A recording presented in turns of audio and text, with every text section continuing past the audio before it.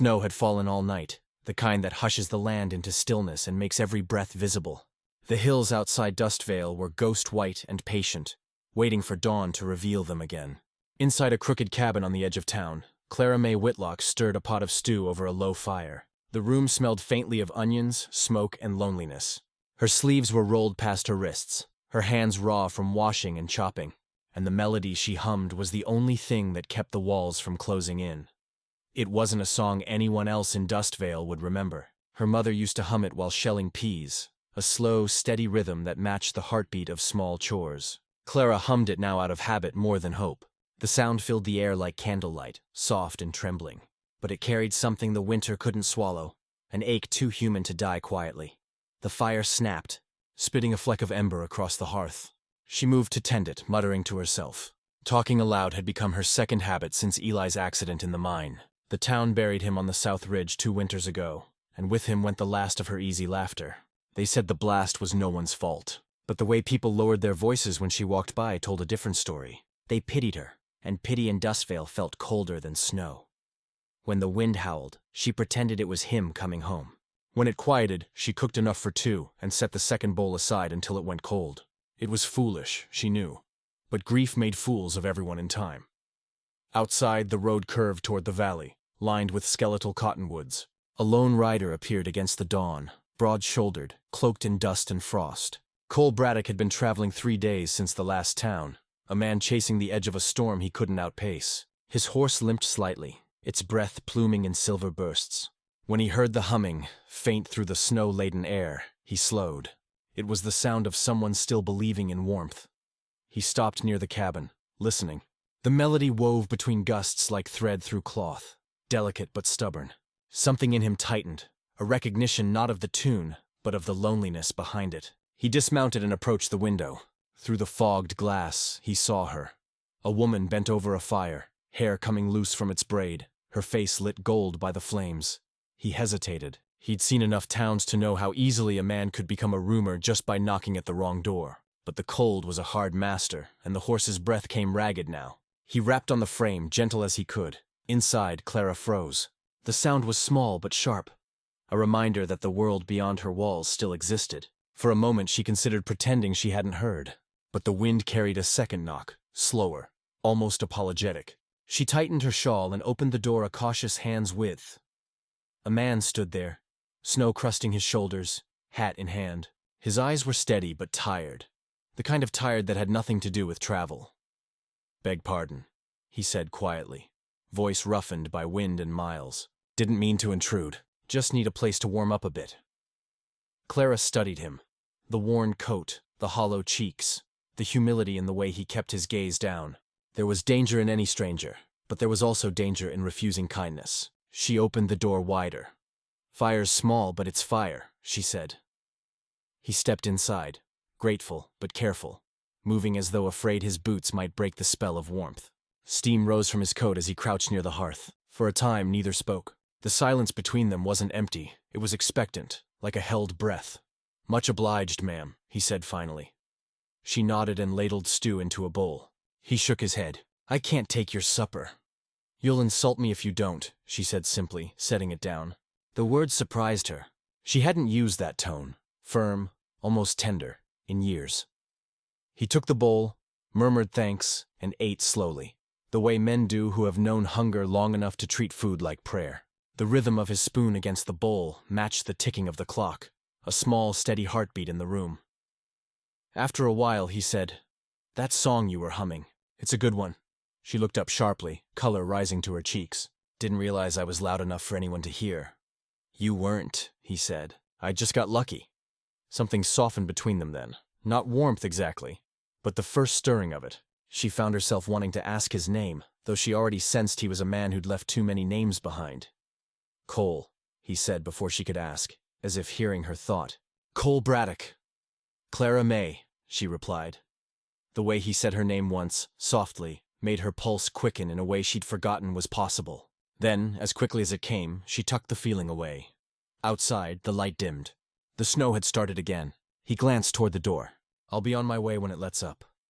She wanted to tell him he didn't need to rush, that the night was cruel, and she had enough wood for 2. But words like that traveled fast in Dustvale, and the next morning's gossip could ruin what little peace she had. So she only said, "Suit yourself."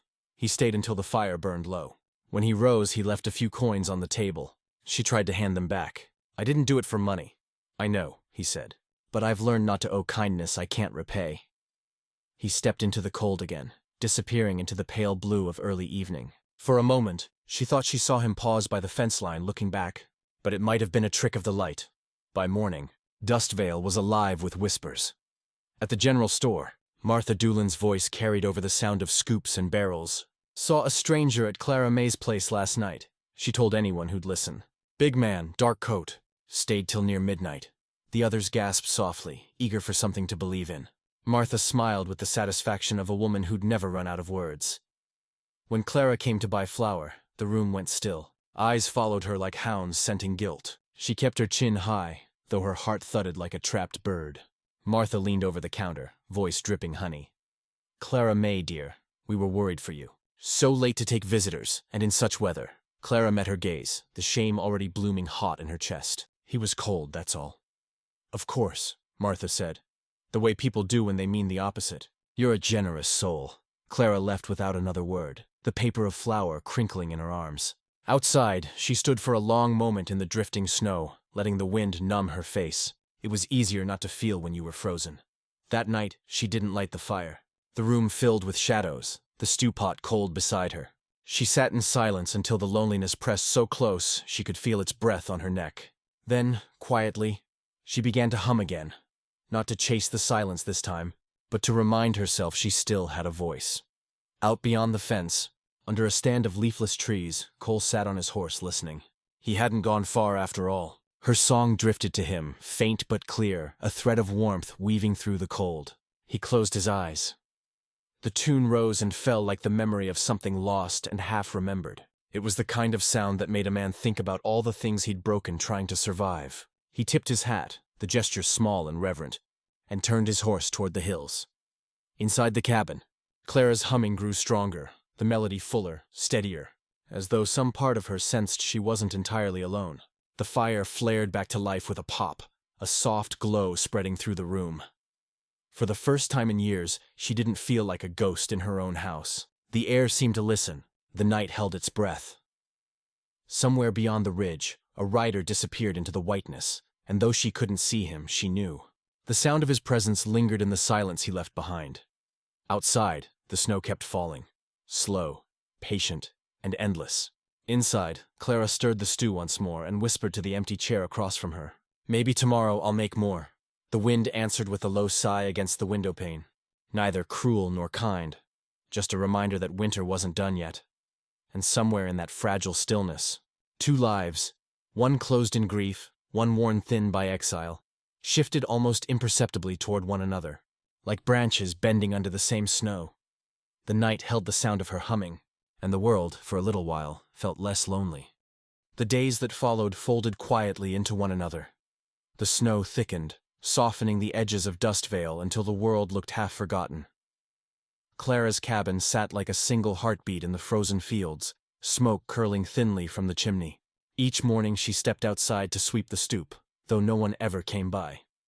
She told herself she did it for order, not hope. Yet some mornings her eyes drifted toward the ridge, where the drifts swallowed the horizon and secrets disappeared. On the third morning she saw him again. Cole Braddock, his horse dusted white, head bowed against the wind. He looked as if the storm had chewed him up and decided not to finish the job. When he dismounted, she opened the door without thinking. He didn't ask this time. He simply stood in the doorway, snow melting from his coat in quiet trails, and said, "Didn't reckon you'd want company again." She met his gaze evenly. "You can thaw by the fire. I won't tell the town." His smile was faint, but it softened his whole face. He removed his hat, careful as a man setting down something fragile, and took his place by the hearth. She poured him coffee and sat across from him. The silence between them no longer felt awkward. It was a language, unhurried, heavy with understanding. Days turned into weeks. He came by to chop wood, repair a leaking roof tile, mend a fence she'd long ignored. She didn't ask for help, and he never called it help. It was simply what One person did for another when the world was too cold to face alone. In return, she cooked, and the cabin filled with scents that felt like memory. Stew, bread, a touch of cinnamon when she had it. Sometimes he'd speak in fragments of his past, half-stories that trailed off like smoke. Rode with a bad crowd once, he said one evening. Did worse things trying to make them right. She didn't ask for more. She'd learned that the truth, when forced, lost its shape.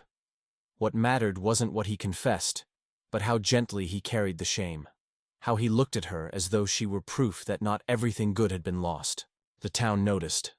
Gossip, like frost, crept under every door.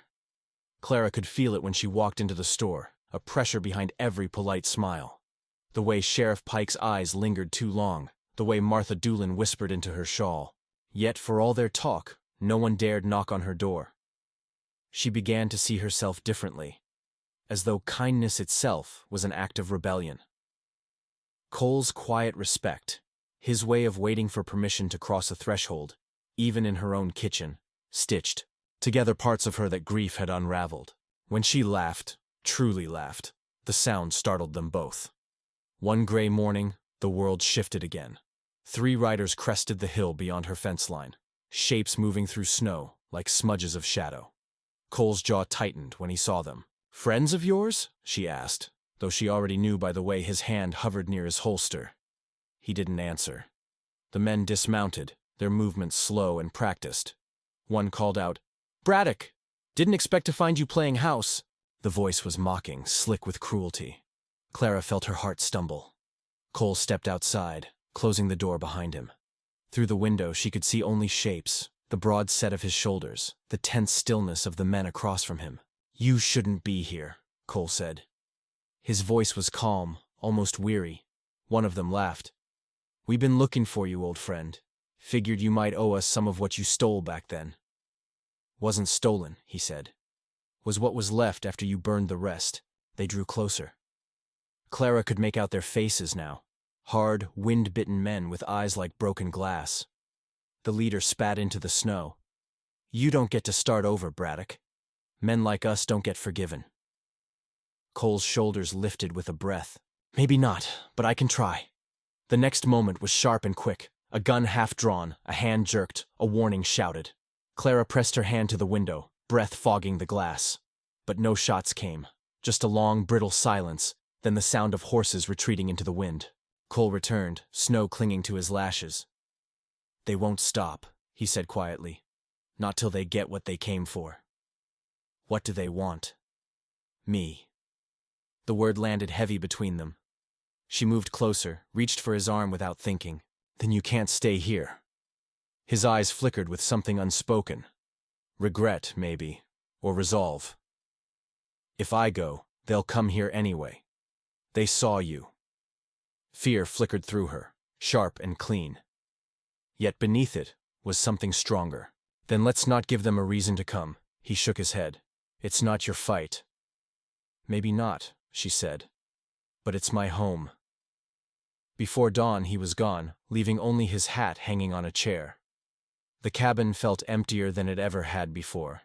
She went about her chores like a sleepwalker, chopping wood he no longer needed, keeping the fire burning for someone who might never return. The days passed in a blur of white. Then came the storm. It rolled in from the north without warning, a white wall swallowing the horizon. The wind screamed against the cabin, tearing at shutters and breath. She bolted the door, stuffed rags under the gaps, fed the fire until her eyes stung with smoke. Through the noise, she thought she heard something, a cry, or maybe just the wind shaping his name. Hours bled together. Then, near nightfall, a figure staggered through the snow. Her breath caught. She ran outside, nearly blinded by the gale. It was him. Cole collapsed against the fence, his coat torn, blood dark against the white. She dragged him inside, the cold following them like a curse. His pulse fluttered beneath her fingers. "What happened?" she whispered, pressing a cloth to his wound. "Found them at the ridge," he murmured, voice hoarse. "They were heading here. Stopped them before they could." Her hands trembled. "You could have been killed." He tried to smile but winced instead. "Wasn't planning on dying till spring." She wrapped him in blankets, fed the fire higher. Outside, the wind howled like grief itself, but inside the world narrowed to his breathing, to the rise and fall that meant he was still here. She sat beside him through the night, changing bandages, murmuring half-remembered prayers. At some point she began to hum again, softly, the same song he'd heard that first night. His eyes opened, unfocused, but tender. "That song," he whispered, "keeps finding me. It keeps me," she said.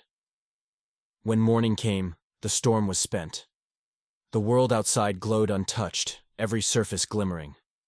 Cole slept, pale but breathing steady. Clara stepped to the window, and for the first time, she didn't fear what the town might say. Let them gossip. Let them name her foolish, fallen, forgiven.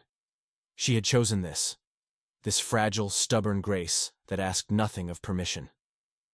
By noon, word spread that Cole Braddock had fought off a band of outlaws near the northern ridge. Sheriff Pike arrived, hat in hand, to see for himself.